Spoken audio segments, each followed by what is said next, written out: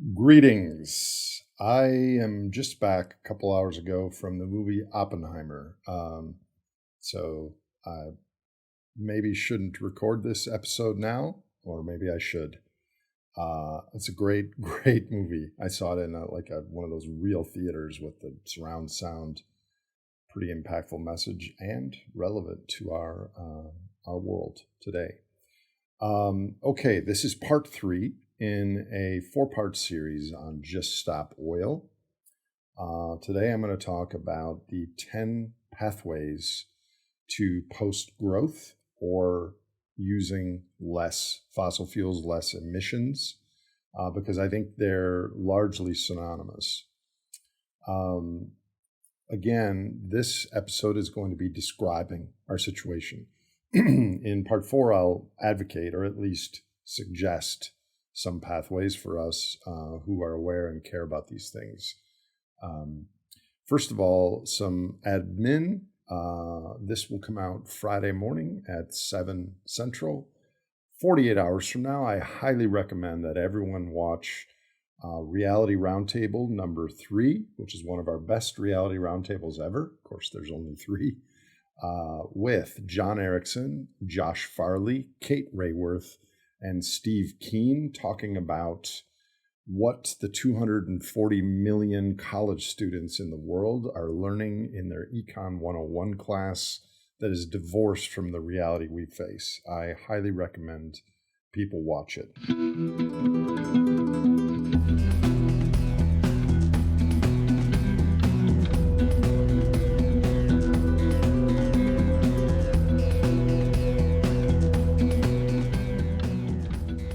Okay, getting to this episode, I'm going to talk about the economy and emissions and post-growth. But let me just first state that there are 4 general scenarios of the future. You could do a 2x2 grid, and the top 2 would be growth of some sort. Green growth, which is we're rich enough as a culture, as a nation, as a world, to pay for the environmental damages that we're creating. Or brown growth, which is we continue to grow and pollute. Underneath on the bottom axis is not growth, but descent, whereas we hit a peak and have post-growth economy. And this also can be green or brown or black or bad. I have labeled these 4 scenarios: green growth, Mordor, which is we continue to grow the economy, but the portion of our economy dedicated to environmental remediation, energy, and materials continues to increase. The Great Simplification, the name of this podcast, the name of our movie, the name of the effort that I'm trying to influence, and Mad Max, which doesn't need any introduction. And let me say that with respect to these scenarios, I think we're in the Mordor economy trajectory right now. And I dearly hope that we somehow get off of that trajectory before there's nothing left of the natural world, and ultimately propelling things of value through the bottlenecks of the 21st century: species, ethics, cultures, knowledge, productive ecosystems. This is the work, and it is with that objective that I'm trying to share this synthesis more widely. Okay, let's get into it. As many people who have followed this podcast know, I like to take a bird's eye view.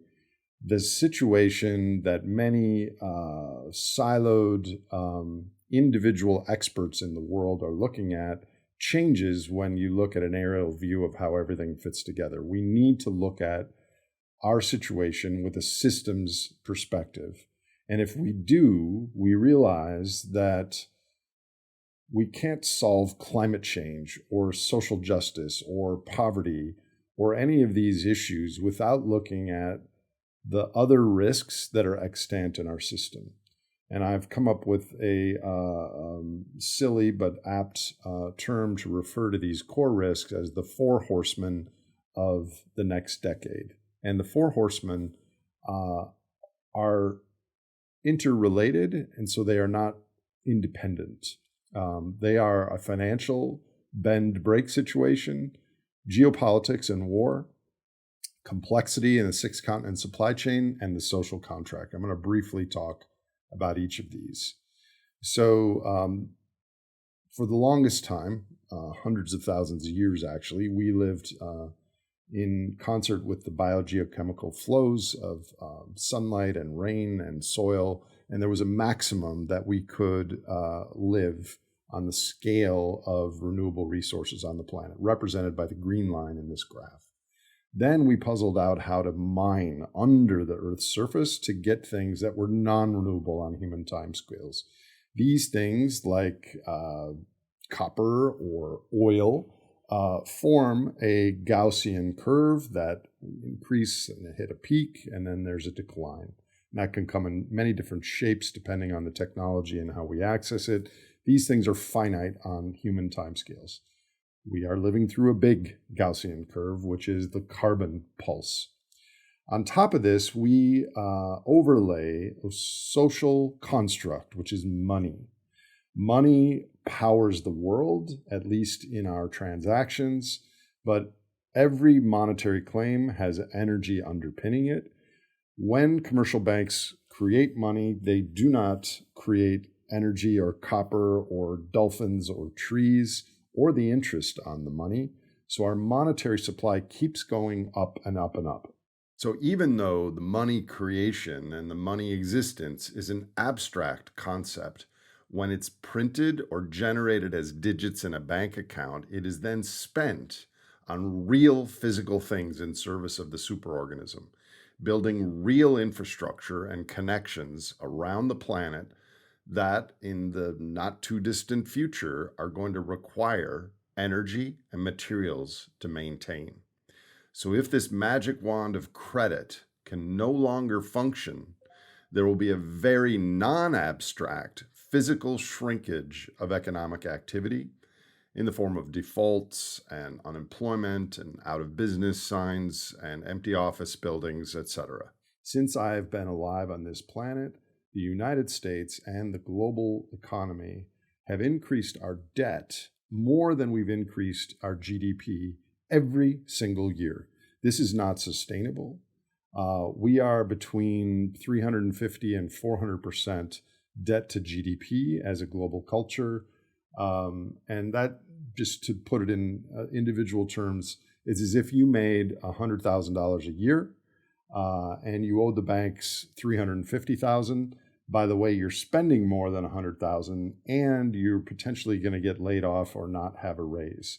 This is the situation with respect to resources that our global economic system is in. So what's happening, and this is really critical, is we're creating more monetary claims on reality when our underlying reality is flat or increasing very little. And eventually, once oil starts to decline and other things going to be declining, this gap is what I call the biophysical rubber band. And at issue is whether this bends or breaks, because some threshold is going to be reached in the next decade on this situation, and this impacts the rest of all of our plans and the issues that we care about. So that's number one, financial bend and break. Number two is geopolitics. I've talked about this before. We have much of the world has been victim of colonialism the last century. We have the major powers, Russia, Europe, China, the United States, the United Kingdom, vying for a finite resource pool. And we've basically swam in geopolitical peaceful waters for the last generation or so because economic growth lifted all boats. And now we're seeing the undercurrents between China, Russia, the United States, and other places. This is something that we take for granted and is going to become a major issue in the next decade. The third of the Four Horsemen is complexity. We live in a six-continent supply chain just in time, fueled by cheap energy, credit, and international trust. The average supermarket has 100,000 SKU products in it, developed and shipped all around the world. In effect, the last 50 years, what we've done is expanded the economic theory of comparative advantage, where one country can make semiconductors and bananas better than another country. But if that second country is less bad at making bananas, they devote all their resources to bananas, and the other country devotes all their resources to semiconductors, and the whole world gets more semiconductors and bananas at a cheaper price. We've done that times orders of magnitude, and this is responsible for much of our wealth and goods and services, but it's very tenuous if some of these countries, for whatever reason, start to not be able to produce or are not willing to trade the active pharmaceutical ingredients for 85% of United States medicine, for example. So this complexity to our global commerce and intricate just-in-time situation is also a risk. Last but not least is the social contract. We see polarization and the dissipating of trust of one's fellow countrymen and women all around the world. There's a rightward shift in politics because people are afraid of things they don't know, and tighter austerity, financial belts, etc. We have to have the ability to have a discourse. My friend Dick Gephardt often says that politics is a substitute for violence. The social contract, keeping people talking to each other about the issues that matter, is also something we've taken for granted. Okay, with those four risks, let's talk about, in respect to the first two videos in this series, Just Stop Oil. How would we stop oil or use considerably less oil, or, as the degrowth movement is lobbying for, get to a post-growth future? Well, let me first start with some things that won't work. Renewables, scaling renewable energy as a way to less emissions or post-growth economies will not work unless accompanied by some sort of change in governance, aspirations, prices, policies, etc. China is expanding their coal plants at a massive pace. If you look at global consumption of coal, we are now hitting an all-time high, powered by the beating heart of the superorganism and the energy dissipating structure that is the global society. So yes, renewables are scaling rapidly, but we're also growing the entire energy pie.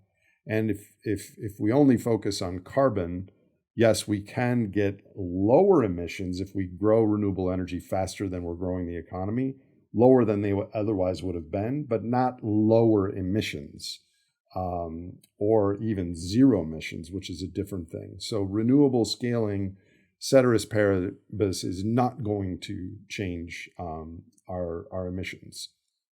And by the way, important to point out that only 2/3 of our emissions from fossil fuels, 1/3 are from land use changes and agriculture and other things. So that's also important. What else won't work? Well, hundreds of thousands or let's say 1 million scientists getting on TV, signing petitions saying that we are facing an existential threat for our cultures in coming decades unless we dramatically reduce our use of fossil fuels. Shrug. It's happened. Look at all of the IPCC meetings. Look at all of the convening of parties since the mid-1990s, and look at CO2 emissions. The scientists are amongst ourselves, freaked out. What's happening to oceans, what's happening to temperature, what's happening to insects, what's happening to plastics, everything. But it seems not to have reached the point of action. I'm going to get to that in a second. The other thing that won't work is technology. Technology is going to be necessary in a post-growth future. Technology is going to be necessary and critically important to reduce our emissions in coming decades. But newer technology, the greater technology today, in this economic system is just going to increase our productivity, which via Jevons paradox, the rebound effect, and people's demand for more and the energy-hungry superorganism is not going to reduce emissions or scale. So with that backdrop, let me briefly outline 10 possible pathways to post-growth futures, which mean significantly lower emission futures. Okay, number 10, in no particular order. This is just how I've written them down on my one page of notes here. Number 10, I've already discussed, is this biophysical snapping back of a rubber band where we get too many claims around the world. This is already happening in places like Japan, where the government of Japan is buying 50% of their own government bonds and stocks. That works until people realize that it's all based on energy and materials in the future to pay it back. And so at some point, this debt at 300 some percent of GDP, maybe it goes to 400%, maybe it goes to 500%, but at some point, the bond markets, the currencies markets of the world will no longer believe that governments have the ability to service this. And at that moment, we do face a bend or break situation. But if we bend and not head to Mad Max, we will have a significantly smaller economy, very low resource prices because our decline in affordability far outpaced our decline in oil availability. And this will be a post-growth economy, something like a Great Depression on steroids. I actually think that's, of all the 10 things I'm about to say, is probably the most likely path. Number 9, putting real prices on the goods and services that we pay in the world.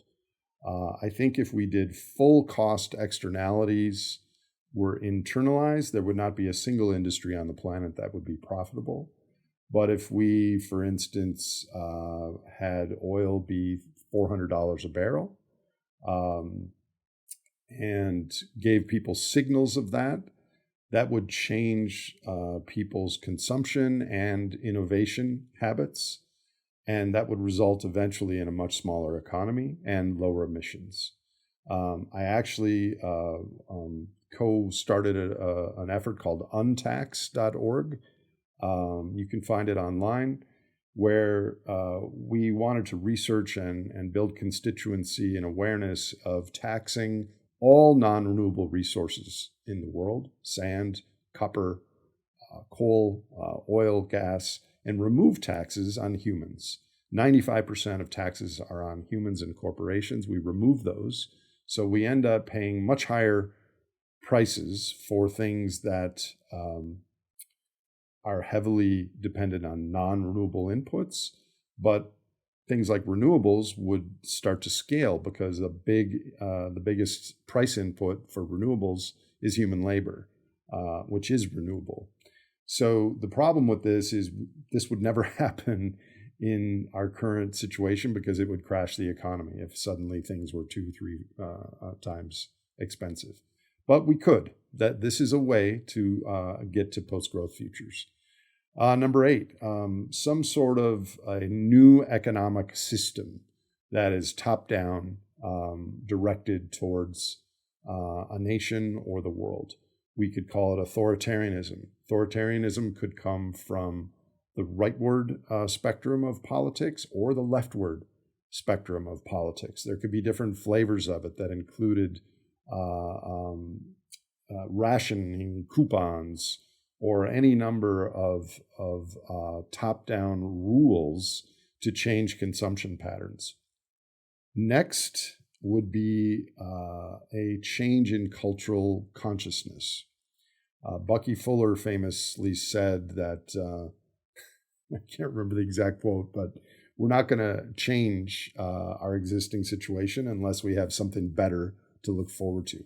What if we all meditated and changed our dopamine supernormal stimuli smorgasbord to more serotonin, oxytocin, and we didn't need as many things? We started to retreat from intensive consumption and formed conscious communities, etc. This would eventually prick the financial bubble, but it would lead us to post-growth futures and less emissions. So far, if you're noticing a trend, every single one of these possible pathways would checkmark the financial bend or break, geopolitics, potentially war, the complexity, and the social contract situations. The next one I'll just call systems blind planning, which is that people choose one problem with our society. Right now, carbon is a big one. And they decide to optimize for that while keeping the rest of the system the same. And if you extrapolate some of these things like carbon is bad, let's build 100% renewables.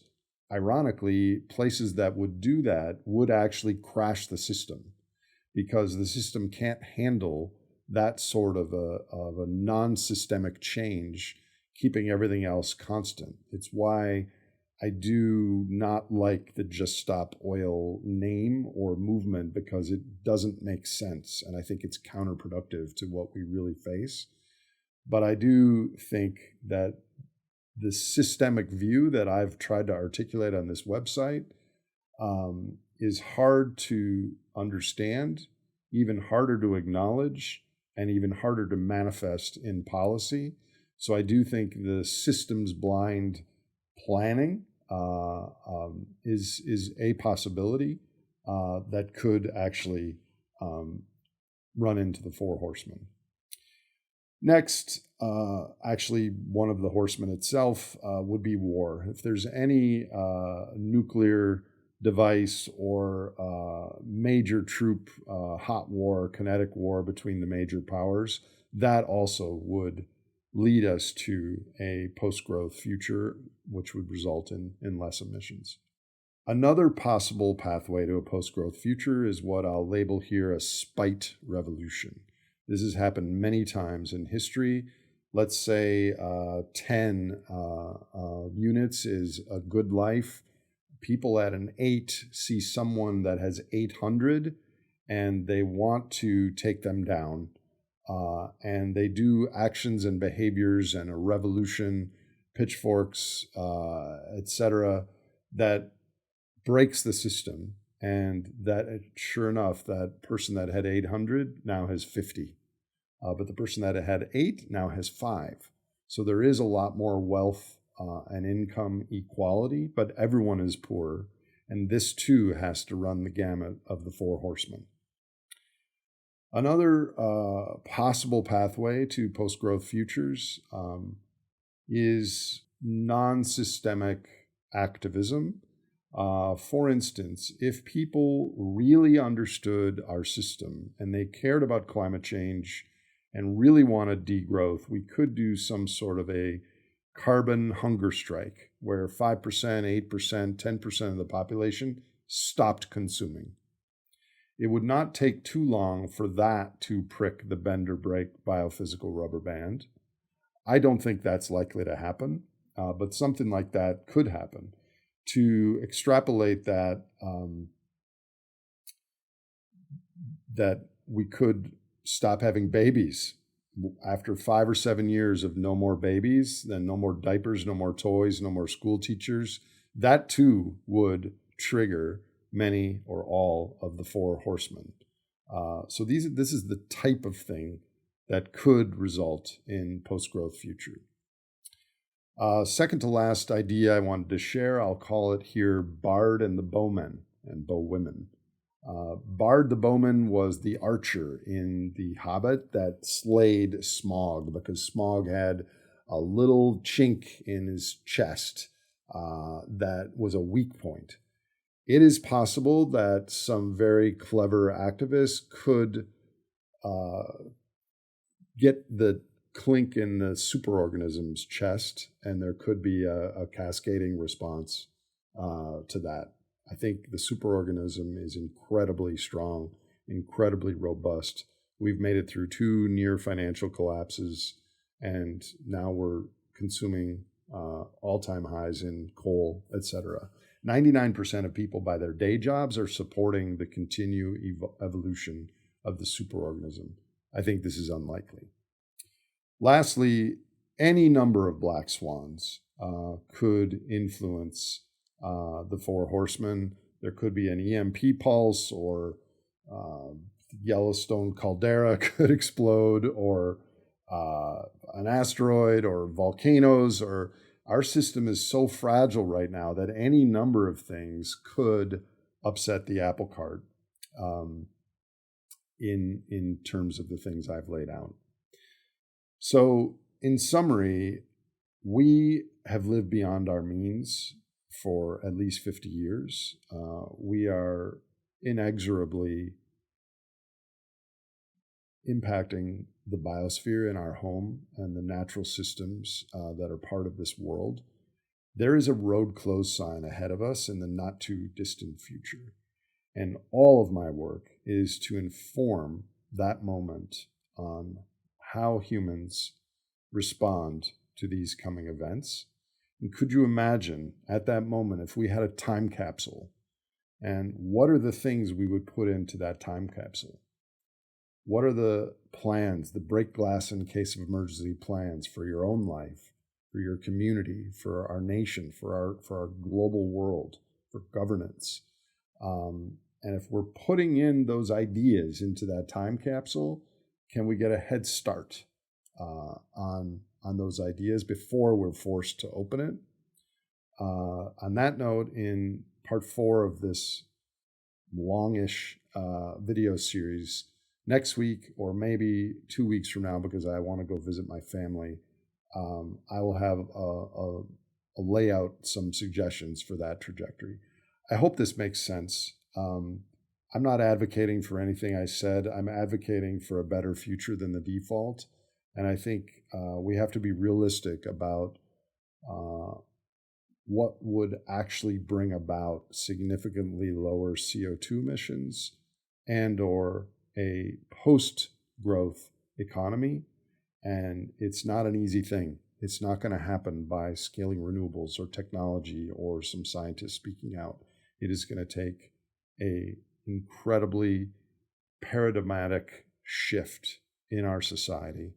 And my wish is to pass the baton of this understanding and pro-social effort to many more humans. Talk to you soon. Thank you.